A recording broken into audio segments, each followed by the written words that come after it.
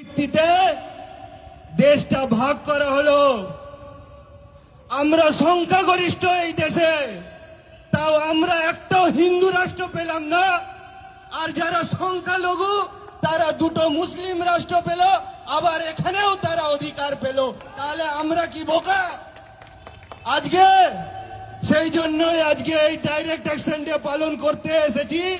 আজকে এই বাংলায় সকল সনাতনী হিন্দুদেরকে ঘোষণা করছি, যেইভাবে তারা লাহোর ঘোষণায় বলেছিল কি হিন্দু আর মুসলমান একসাথে থাকতে পারবে না, মুসলমানদের জন্য আলাদা পৃথক দেশ চাই। আজকে আমরা এই বাংলায় বলছি কি আমরা মুসলমানদের সাথে থাকতে পারবো না, আমাদেরকে পৃথক ব্যবস্থা চাই আর এদেরকে বাংলাদেশ পাঠাতে হবে। তারা আমাদের দেশে থাকবে, আমাদের দেশে থেকে আমাদের খাবে, আমাদের পড়বে, আমাদের মেয়েদের সাথে লাভ জিয়াত করবে, আমাদের জমি দখল করবে।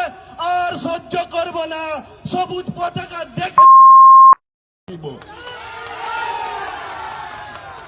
কোন মসজিদে মাইক লাগানো থাকে, কোন জিহাদির বিরিয়ানির দোকান থাকে, কোন জিহাদির হালালের মাংসের দোকান থাকে, এই বাংলায় কটা মাদ্রাসা বেঁচে থাকে, এই 4 বছরের মধ্যে দেখিয়ে দিবে হিন্দু সুরক্ষা সমিতি।